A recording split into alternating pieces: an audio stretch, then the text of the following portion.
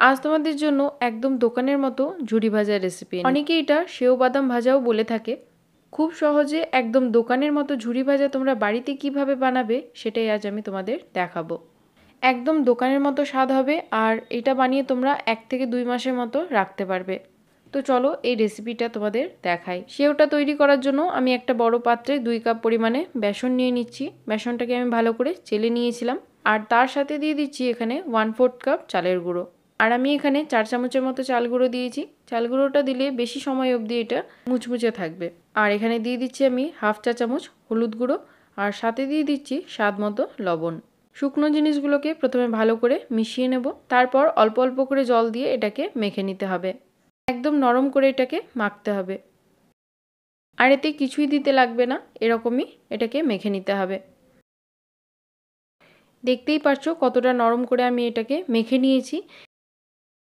এইবার এই সেওটা তৈরি করার জন্য আমাদের চাই এই সেও মেশিনটা।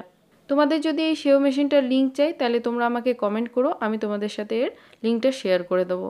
2 দিক থেকে ভালো করে এর মধ্যে তেল লাগিয়ে নিলাম, আর এই প্লেটটার মধ্যেও ভালো করে তেল ঘষে দিতে হবে। তারপর এটাকে আমি এর তলার মধ্যে সেট করে দিচ্ছি, এইভাবে দেখো।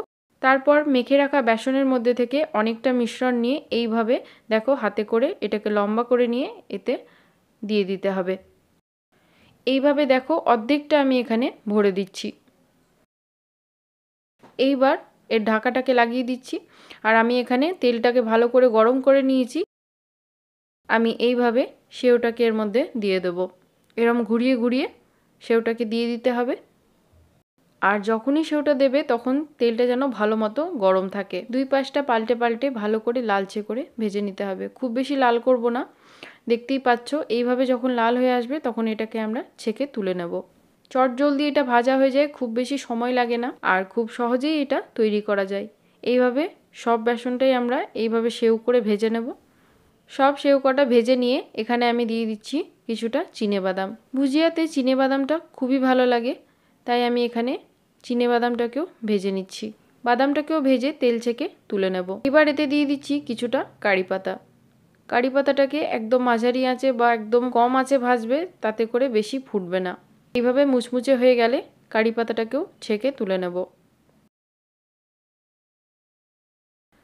সব জিনিসই আমাদের ভাজা হয়ে গেছে, আর এইদিকে সেওটাও ঠান্ডা হয়ে গেছে, আর আরও বেশি এটা মুচমুচে হয়ে গেছে। দেখো হাতে করে এইভাবে এটাকে ভেঙে দেবে। ভাঙার পর এটা অনেকটাই কম মনে হয় দেখতে। দেখতেই পাচ্ছ এখনই এটা পুরো ভর্তি হয়েছিল, আর ভাঙার পর কতটুকুটা হয়েছে।